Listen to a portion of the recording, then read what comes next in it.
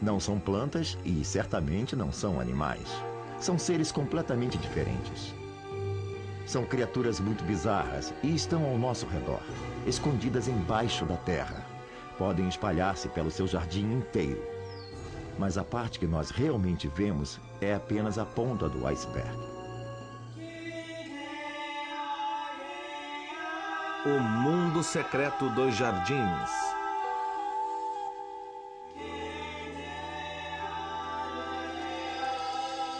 Fungos.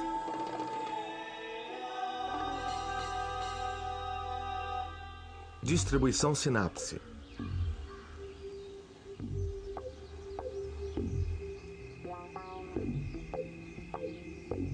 Os fungos são um grupo interessante de organismos. As pessoas costumam pensar que são plantas, mas na realidade eles não são. Eles possuem seu próprio reino, o reino dos fungos, e o que os distingue totalmente das plantas é que eles não possuem clorofila. Isso significa que fungos não são capazes de fazer o que as plantas fazem, captar e produzir a própria energia a partir da luz do sol. Ao invés disso, eles têm que fazer como fazem os animais, capturar essa energia de algum outro ser. Eles possuem algumas estruturas que os fazem parecer com as plantas. Costumam ser associados ao solo e crescem na terra ou em árvores, assim como elas. E é claro, eles possuem partes que se parecem com raízes nascidas da base do corpo frutífero, o cogumelo. Mas na verdade não são raízes, não há equivalência entre o talo de um cogumelo e o tronco de uma árvore. Os fungos podem ser organismos imensos que podem se espalhar por muitos lugares, vivendo sob o solo. E a parte que nós vemos, o cogumelo, é só uma minúscula parte dessa enorme criatura. Muitos desses fungos vão se estender pelo solo numa rede de células microscópicas em forma de filamentos chamadas hifas. São essas células que absorvem os nutrientes do solo. Então, quando é a época da reprodução, como um grande arbusto produz algumas pequenas flores para distribuir o pólen, esta enorme estrutura de fungos enterrados para disseminar seus esporos gera umas pequenas estruturas temporárias chamadas cogumelos. Um dos grandes charmes de um jardim na primavera é aquele cheiro penetrante de terra que é exalado. Muitos desses odores são resultado da decomposição de matéria orgânica pelos fungos. Quando você olha para o solo, ele parece imaculado, mas na verdade está repleto de fungos. Muito disso não pode ser visto sem o auxílio de um microscópio ou algum outro aparelho, mas é essa atividade dos fungos que é responsável por grande parte da produtividade do jardim durante o resto da estação.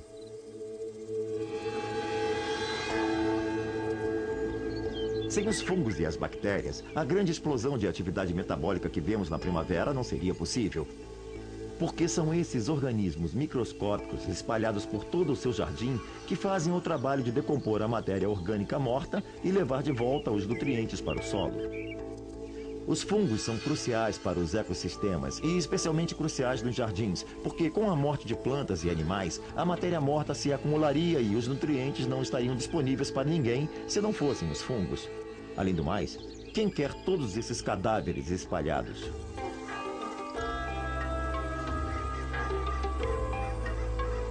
Se você olhar para um mamífero, uma ave ou qualquer animal que tenha morrido, poderá observar um processo feito em etapas. Você vai ver que um animal maior vai se aproximar e cortar o cadáver em pedaços. Criaturas menores chegarão em seguida e cortarão aqueles pedaços em outros ainda menores.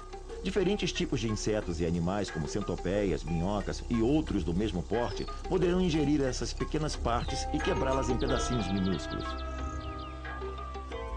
Finalmente, os pedaços mínimos ficam agora mais acessíveis a seres como bactérias e fungos. Esses dois grupos de organismos fazem o término do processo. Quando um animal morre, ele é rapidamente incorporado às plantas do local. Portanto, os fungos são excelentes agentes de reciclagem.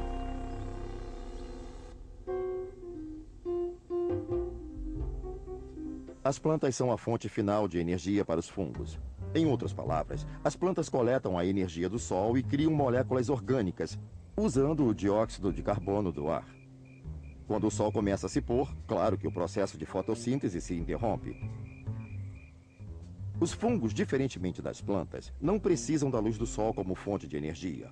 Eles absorvem toda a energia de que precisam, digerindo matéria orgânica, o que significa que a noite é tão boa quanto qualquer outra hora para os fungos fazerem o que têm que fazer.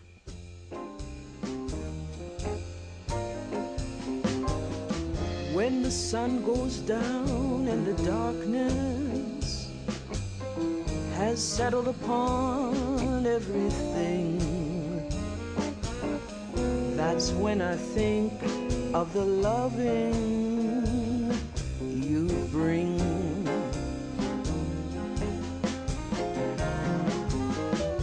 Nighttime, they say, is the right time. I say I surely agree.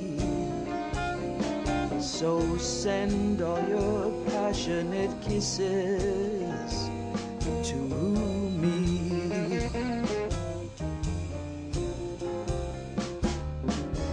Daylight will soon be upon us. Let's not let this night fade away. We'll share these romantic moments till darkness becomes a new day. The moonlight is soft and inviting. It fits like a silvery glove. We'll spend the night time together, my love. Até gramados, que não apresentam exatamente grande diversidade, podem conter algumas espécies diferentes de fungos. A matéria orgânica sob a relva é um lugar importante para os fungos crescerem, e você poderá ver corpos brotando pela superfície do seu gramado. Um fungo que é comumente encontrado em gramados é chamado de tampões. São tipos de cogumelos absolutamente deliciosos, desde que você os colha e os cozinhe imediatamente enquanto estão frescos. Se por acaso tentar estocá-los, vão se transformar numa massa preta viscosa. Eles são realmente deliciosos e crescem comumente no seu gramado.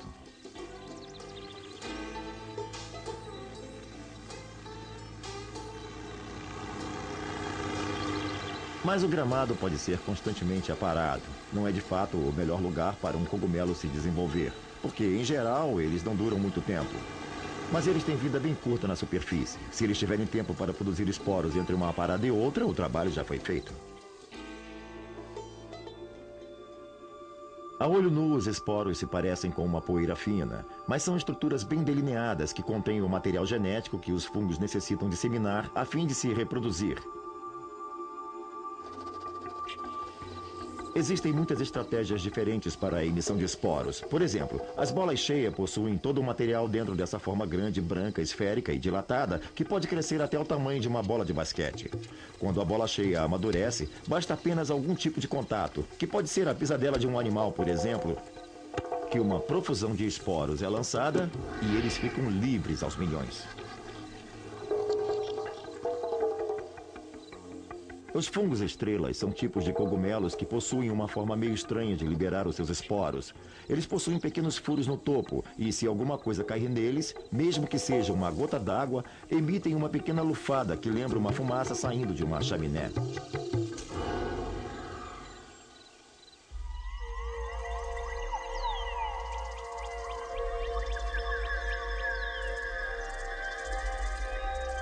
A época do ano em que há um crescimento vertiginoso de cogumelos é a primavera. Os fungos permanecem quietinhos sob o solo o ano todo, mas na primavera, quando a temperatura fica agradável e há muita umidade, é quando começamos a ver cogumelos aparecendo na superfície. Há um grande número de espécies de cogumelo que afloram especificamente nessa época. Um dos cogumelos preferidos por todos nessa época do ano é o morel. Os morelos são cogumelos bem característicos. Têm um chapéu bonito e complexo, meio curvado e pequenino. São realmente muito gostosos. Mas não são apenas as pessoas que os acham gostosos. Todas as criaturas que comem cogumelos escolhem comer os morelos.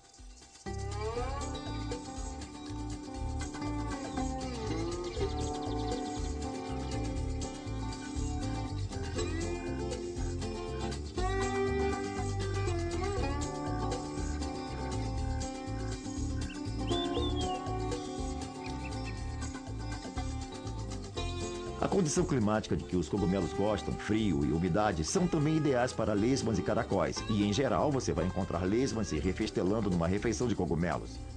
Antes os cogumelos que as flores do seu jardim. Mas elas não comem apenas os moréus. Qualquer cogumelo que não seja altamente tóxico será um chamariz para as criaturas que estejam atrás de um lanche rápido.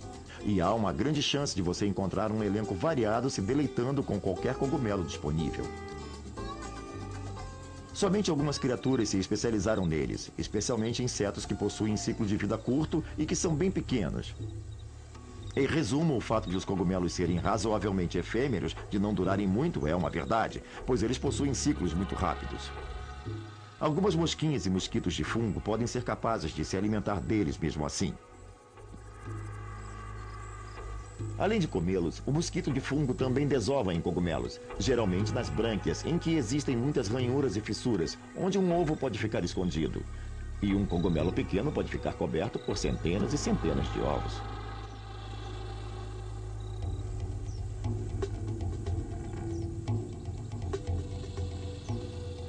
Quando as larvas emergem, precisam tratar de comer rapidinho, porque é somente uma questão de tempo, e não muito, até o cogumelo começar a se decompor.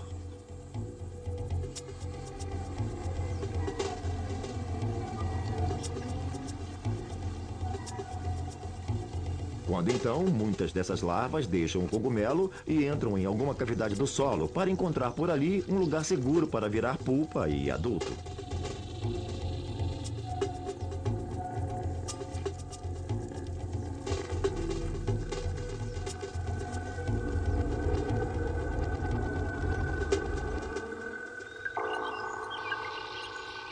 Um tipo de fungo surpreendente que você vê com frequência é o chamado cogumelo orelha de pau.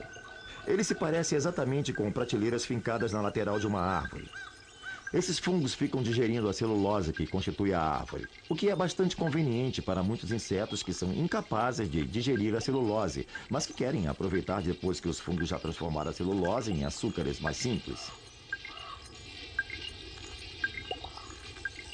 Os cogumelos orelha de pau são longevos. Podem viver por anos, o que os torna uma espécie de centro de recursos, atraindo comunidades completas de criaturas.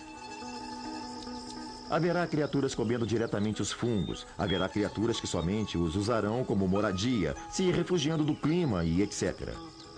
Além disso, como os fungos estragam o material da árvore, aparecerá todo tipo de coisas, como insetos que vão comer um ou outro pequeno fungo crescido e restos de caules que, por acaso, encontrem. Um ecossistema em miniatura pode crescer ao redor dos cogumelos orelha de pau. Todas essas criaturas participando do grande ciclo de decomposição, contribuindo para o fluxo constante de nutrientes que mantém o seu jardim vivo. Os fungos possuem muitas qualidades, mas também às vezes podem nos causar bastante problemas quando eles atuam como parasitas. Os fungos podem ser parasitas de pessoas. Qualquer pessoa que tenha tido pé de atleta sabe disso. Mas é importante que jardineiros saibam que existem alguns tipos de doenças que são causadas pelos fungos. É bem comum você ver coisas como pontos pretos ou furos de bala, que é quando surgem esses pequenos furos com áreas pretas.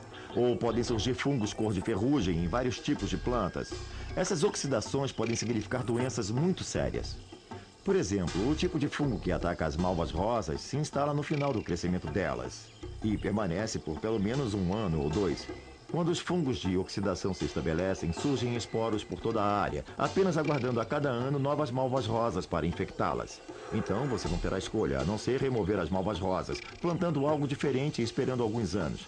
Essa é uma daquelas batalhas que você realmente nunca vence. Outro bom exemplo é a ferrugem branca de bolha do pinho. Quando você olha para um pinheiro infectado, você vê uns talos profundos no tronco por onde a seiva vai escoar. Ali já haverá uma boa parte de tecido condutivo morto. No final, isso vai rodear a árvore inteira e essa árvore vai morrer. Há, contudo, uma doença causada por fungos que não preocupa tanto as pessoas. É o molde. É frequentemente vista em flores de jardim, principalmente acácias, as flores de jardim mais comuns. Tem um aspecto feio, torna a superfície da folha meio esbranquiçada e felpuda, mas no final não faz muita diferença para a planta, porque é um tipo de fungo que não consegue penetrar nos tecidos delas efetivamente. Como conseguem os nutrientes logo abaixo da superfície, as plantas sofrem uma redução muito pequena na produção de flores, quase insignificante. Portanto, a doença não é tão séria quanto você imagina, mas se mesmo assim preferir não tê-la, basta cortar a planta. Os jardins às vezes criam situações que contribuem muito para o crescimento dos fungos. Por exemplo, as nossas plantas favoritas costumam ser aquelas que produzem flores bem grandes, enormes. As do tipo tamanho extra são as que nós queremos, mas quando essas flores morrem, nós temos uma grande quantidade de pétalas que também vão morrer. Se estiverem molhadas, o que acontece é que os fungos irão crescer lá, e esses fungos então irão se espalhar por toda a superfície da planta. Assim que a flor morta estiver completamente infectada, ela será como uma bomba relógio. Quando tocar nela, haverá uma grande emissão de esporos que se instalarão em todas as folhas e contaminarão a planta inteira. Por exemplo, no caso de cravos de defunto, grandes rosas ou outras flores do tipo, cortamos a parte infectada para que possamos limitar a quantidade de infecção por fungos que possa ocorrer. Esta providência também oferece outra vantagem. Você pode querer cortar, porque deseja remover o tecido que produz sementes, porque você não quer que a planta coloque muita energia na produção de sementes.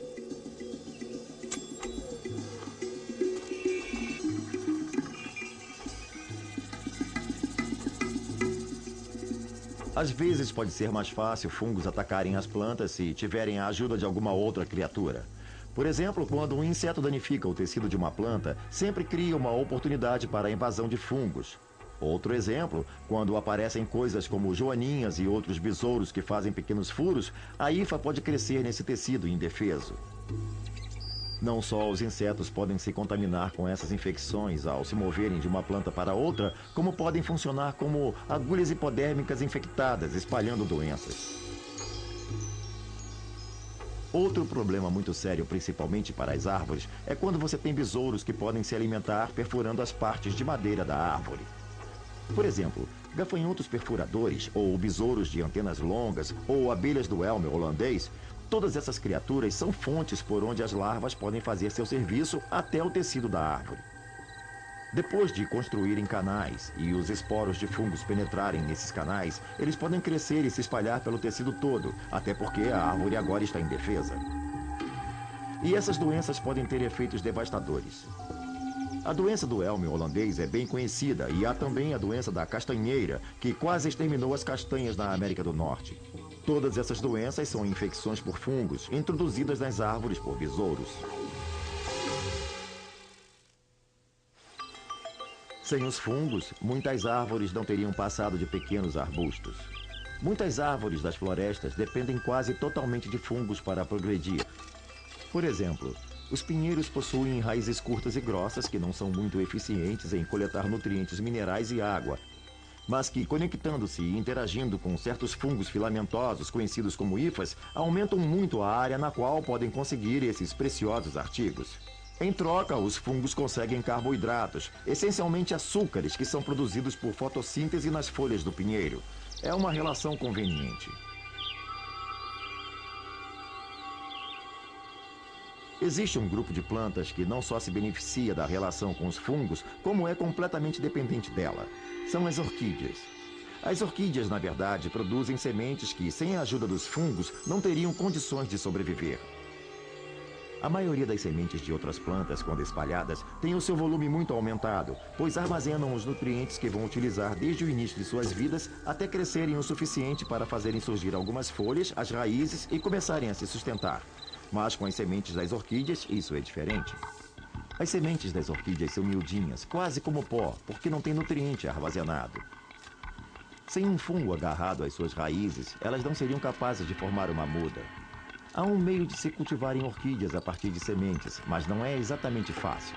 Você precisa de alguma forma repor esse fungo para que as orquídeas possam crescer com um nutriente especial que é a mistura certa de componentes.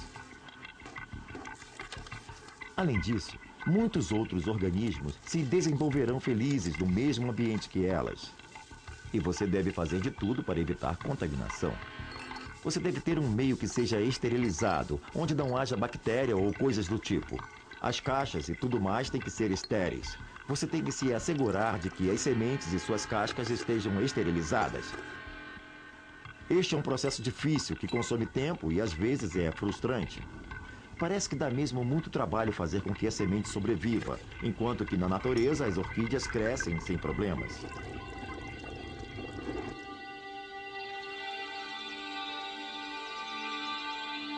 As orquídeas são muito difundidas, um grupo enorme de plantas que, se não for o primeiro, é o segundo maior grupo de plantas florescentes no planeta. Existem pelo menos 30 mil diferentes espécies.